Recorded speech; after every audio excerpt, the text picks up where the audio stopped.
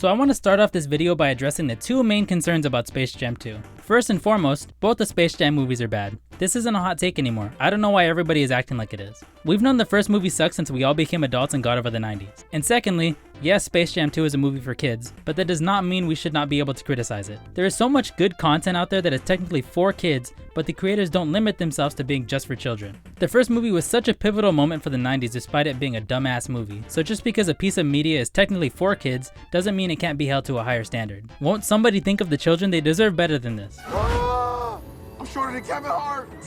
Also, Space Jam 2 literally references like 5 properties that children watching won't understand. So is it really a children's movie, or is it just lazily written? Anyway, so even though I said the first Space Jam isn't good either, there are things it did better than the sequel that I wish they factored in when writing this movie. Also, something that has bothered me since I first watched this movie is that there is no space in the sequel. There's literally no aliens they're hooping with, they're playing against an algorithm. It really should have been called Tech Jam, A New Legacy.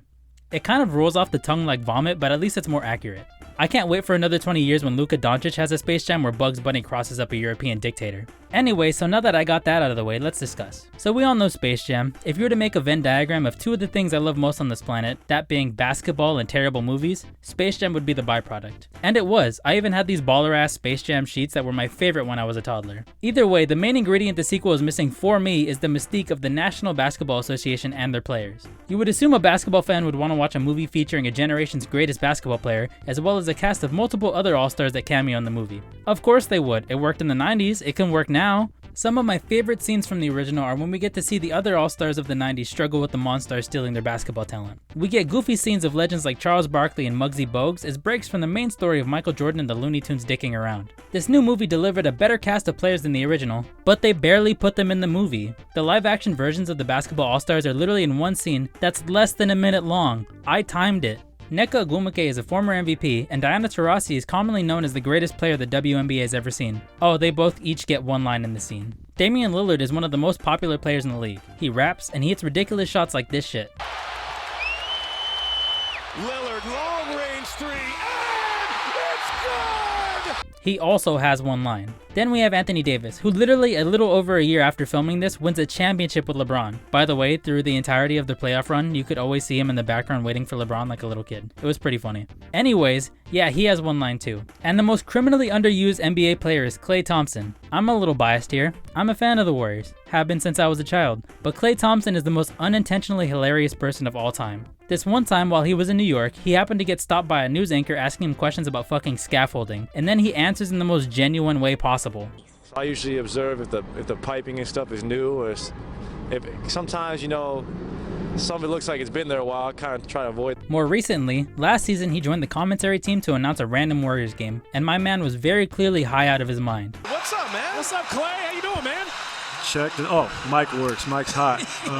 Man, I'm good. You're on, bro. He had glazed over eyes, he was unenthused by the basketball game in front of him, and he even interjects a play call asking what restaurants are open in San Francisco because this king has the munchies. Oh, man.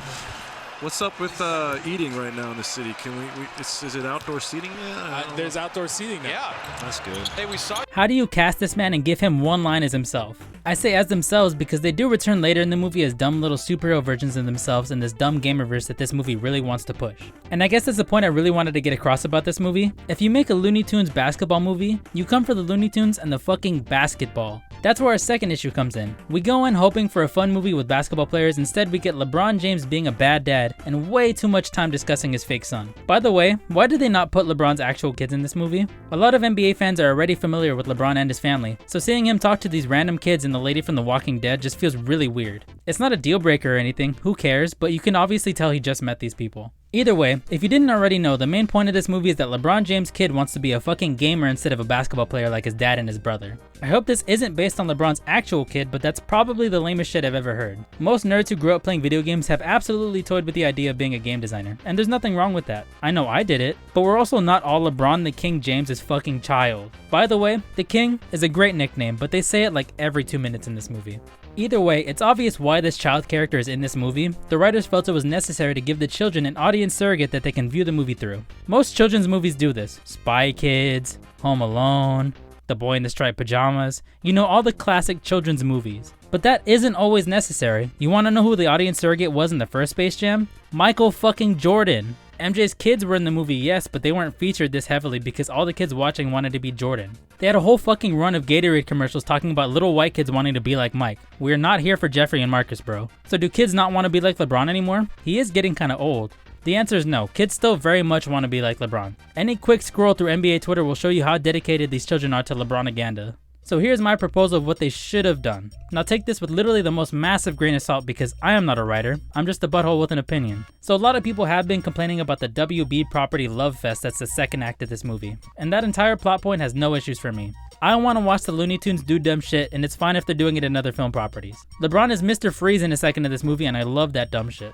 The only issue I found with this section is that LeBron doesn't want the Looney Tunes to be on his basketball team. He's looking for other characters. But wouldn't LeBron want the Toon Squad? They mentioned the previous game they won a couple times in this movie. They already saved the world once with basketball, why not ask them to do it again? Either way, this Warner Smash Brothers section is fine. I would just completely cut out this dumb gamer subplot and replace it with NBA stars dicking around. It would still completely work. The villain played by Don Cheadle sucks LeBron into the dumb serververse later in the movie. Why couldn't he do that with the other players? You could easily write out the video game shit and it would help the aesthetic of this movie too because the final game does not feel or look like a basketball game at all, especially with the ugly ass CGI tunes. It's kinda crazy how much this movie would change for the better if they just cut out all the gaming stuff. I'm not dumb. I know that children love 2K and kids now play games more than ever, but if you're gonna make a movie with literally the most popular basketball star on the planet, just focus on the Looney Tunes and the basketball. That's all I really have to say about what I would change, but to be honest, I still enjoyed parts of the movie. LeBron's bad acting is just as endearing as Jordan's was. If they didn't write LeBron to be a dick to his kids, it'd make it a lot easier. The Warner Brothers convention was dumb, but it was pretty fun. I loved the animated Justice League and Austin Powers, so seeing the Tunes yuck it up in their universes was fun. Also, as cringe as the rap battle was, I did enjoy Damian Lillard having his whole introduction during the game, even if Granny damn near kills him in the most horrific way. One of the funnier moments in this movie is when Bugs Bunny fucking sacrifices himself to save the world. The explanation as to why whoever does a crossover step back jumper dying in the simulation is so stupid. Also, this move isn't really a signature move for LeBron, so I don't know why they put that in. The only players that really do it regularly are like Steph Curry and James Harden. If LeBron had a signature move, it would be to be born a freak of nature athlete that can just push people out of the way and dunk on them. It's also hilarious that Bugs does this move to no defender, when the point of dribble moves is to create separation to shoot. Also, he fucking misses. How are you gonna sacrifice yourself and not even win the game, Bugs? You're ass. Anyways, like Bugs, this movie is not very good. It's definitely a 2 out of 7. It's only not a 1 because, like I mentioned, I love basketball and stupid movies. Bless the Warner Brothers Studios for giving us enjoyable bad content. Hey everyone, thanks for watching. I've recently gotten my life together and I'm officially back on my bullshit, so hopefully I'll be more consistent with uploads. Next time I'll be talking about Star Wars for the first time on this channel, which is a little surprising. Anyways, thanks again for watching.